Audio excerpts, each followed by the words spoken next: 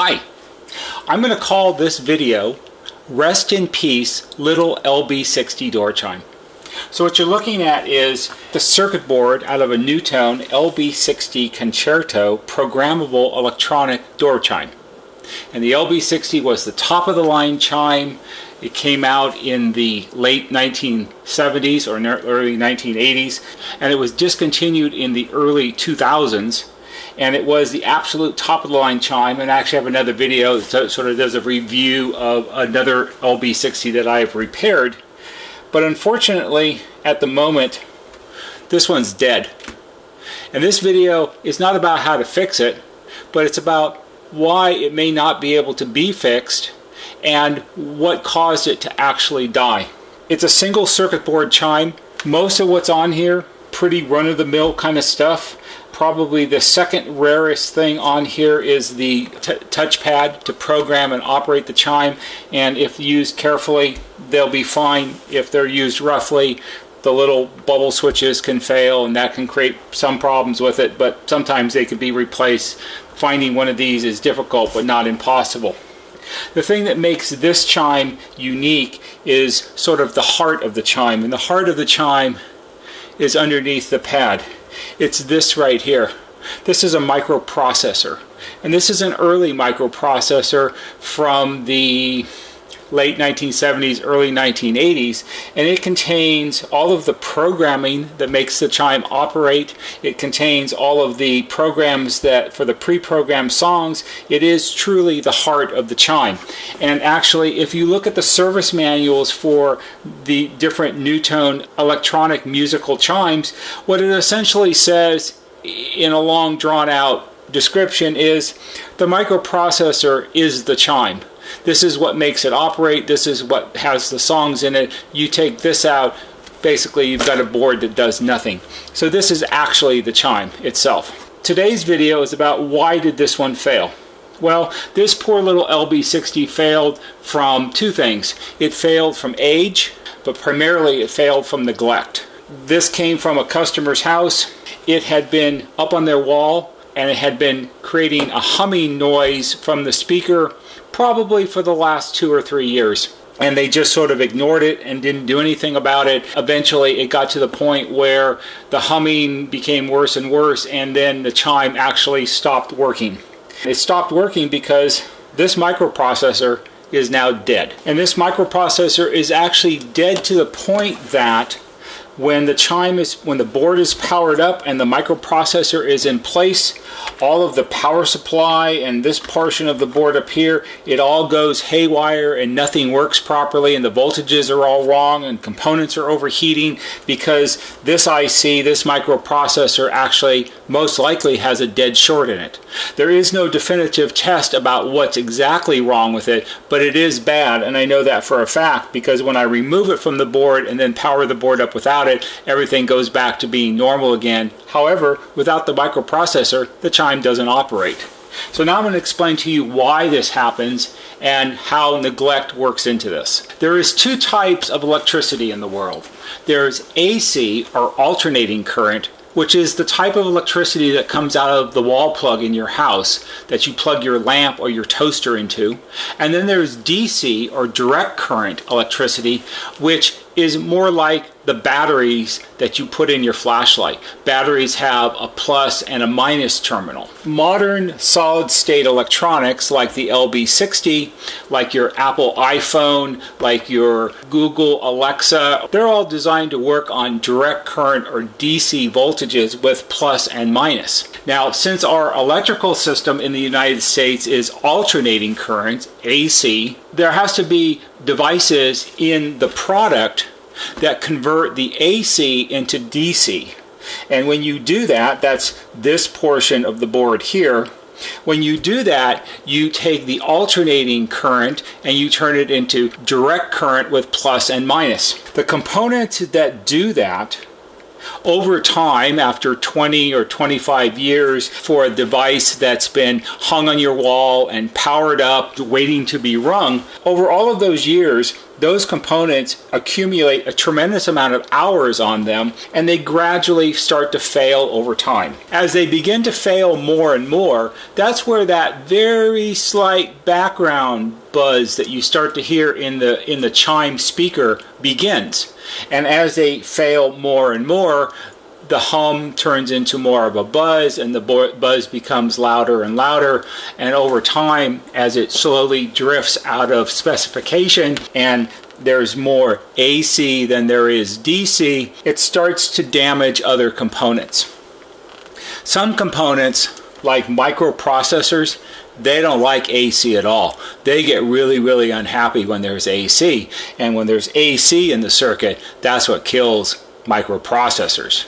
So let me show you the difference between AC and DC before we put this little LB60 to rest. Alright, so what we're looking at is, we're looking at the screen of my oscilloscope. And an oscilloscope is a fantastic device because it allows you to see things inside signals and inside electricity that otherwise you would never be able to see.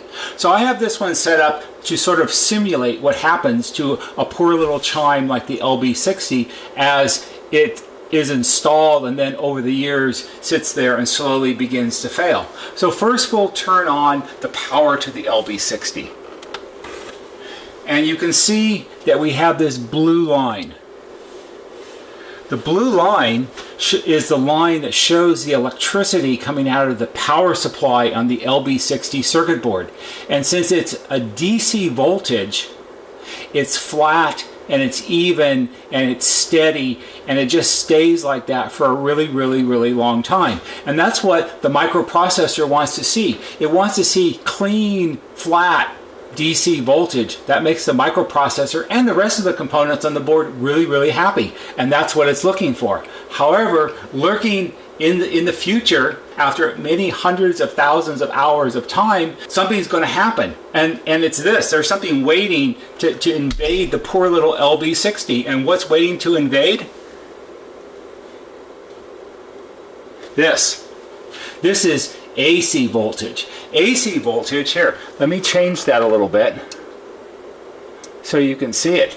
AC voltage, or alternating current, is this up and down sine wave electrical form like this. And this is what's beating against the door of the components in the LB60 trying to get through. But the components are new and they're strong, so they resist it and they keep it and block it and don't let it in, because they don't want the microprocessor and the chime to die. And we don't want any alternating current in the chime. But over time, the components that do this work, they get tired, and they get tired of fighting against the AC current or the AC voltage. And over time, it's going to slowly start to break those components down. So now we're back, we're looking at our ideal DC voltage, and the chime is happy and everything. But sometime about 2.5 years ago, for our poor little LB60, the components that are blocking out the AC waves in the electricity, they start to fail, and they start to get tired, and they begin to give up. And suddenly, one day, this happens.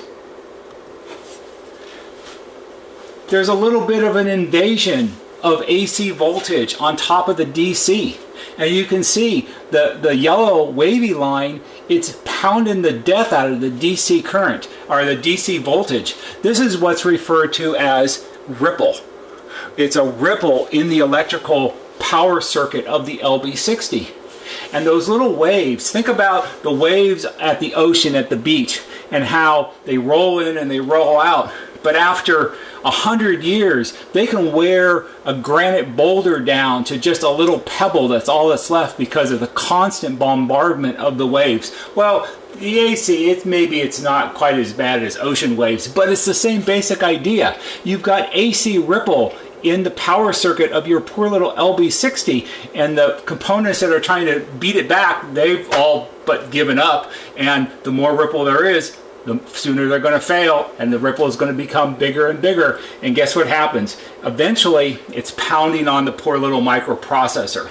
And after a couple years of AC ripple in the LB60 circuit board, the microprocessor gets fried and it goes dead, and the chime stops working. Is it time to say goodnight to our poor little hammered and neglected LB60 door chime because its microprocessor right here is done. It's a goner. It's dead, unusable, unreplaceable. Without it, the chime has no brain. It doesn't know what to do. It's just a circuit board with no purpose. Well, sometimes, if we're a little lucky, and if it seems like something that we can actually do, we actually can come up with a replacement. These are not available from NuTone any longer. This is a genuine LB60 microprocessor, all programmed, brand new, ready to go. And this one's going to find and breathe new life into our poor little LB60 door chime, because the people that own this, they have a special spot in their house for it.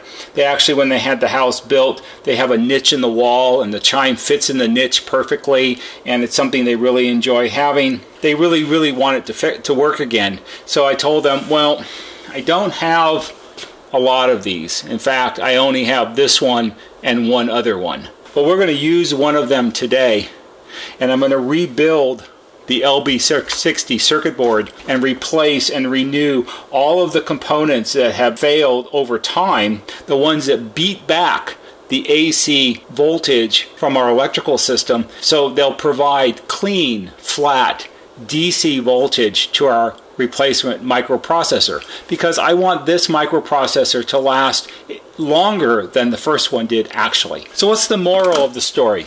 The moral of the story is, don't wait too long. Waiting too long and neglecting the problem creates even a bigger problem. There is no solution for a dead microprocessor. Once it's gone, it's gone. If there is no replacement, your chime is gone.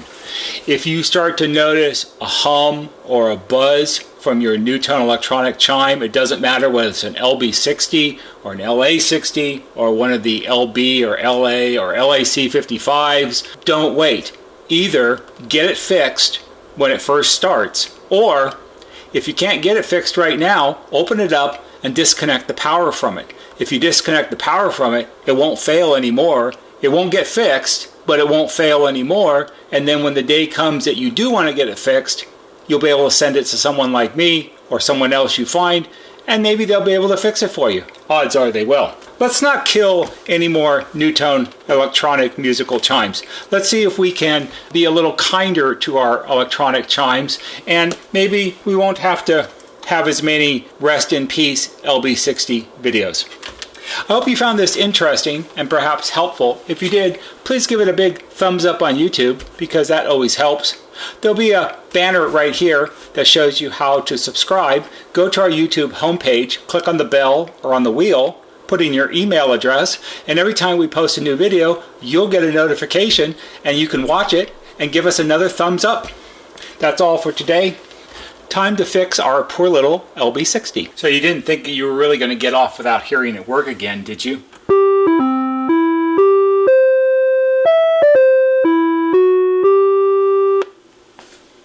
What could be better than that? See ya.